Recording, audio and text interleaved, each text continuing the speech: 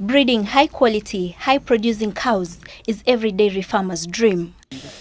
And the most common way to achieving that dream has always been artificially inseminating a cow. You can basically start off with a basic artificial insemination where the semen is not in any way selected other than for its quality.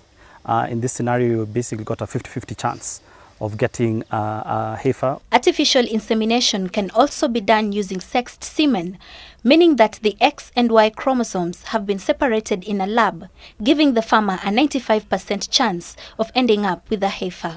Through the record keeping, the inseminator gets it easy not to use the same bull that was used to serve the mother to get the heifer. Kwa kusema ukweli, vile nimeanza kufanya AI, nimeona mafanikio mengi.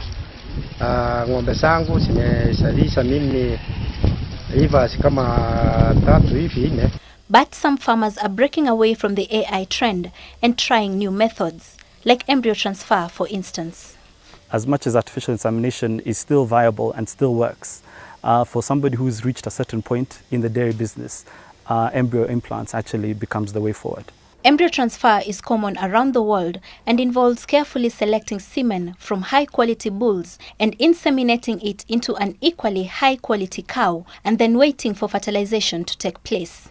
The embryo is then flushed or removed from the cow and transferred into a surrogate cow. You are implanting a very high-quality embryo into a cow, which will guarantee you a heifer at the end of the day, and also a heifer that will give you a lot of milk. And when we say a lot of milk, we're now talking up to 60 liters per day. Embryo transplant is a concept that is relatively new in Kenya, but one that is fast gaining popularity among large-scale dairy farmers.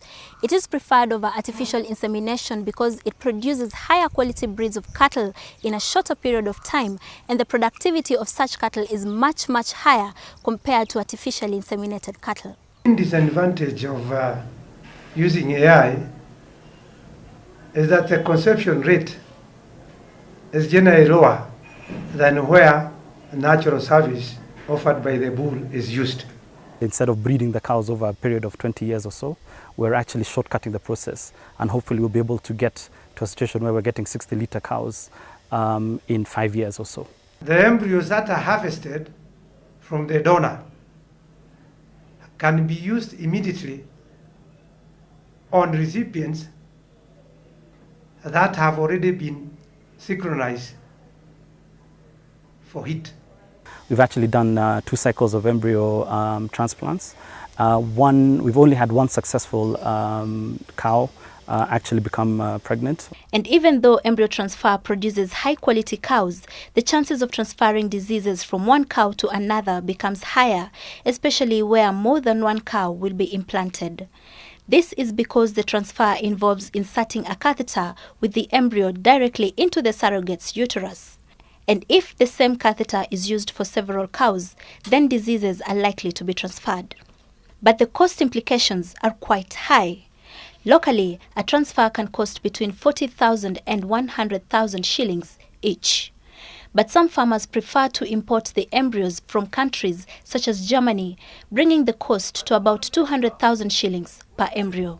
But if you look at it from our perspective, the volume of milk we're discussing actually gives us an advantage and enables us to do it. Success of transfer at the end of the day depends on several factors such as management and selection of the donor and surrogate, as well as the collection, handling and preservation of the embryo before it is implanted. Zainab Wandati, NTV, for Food Friday.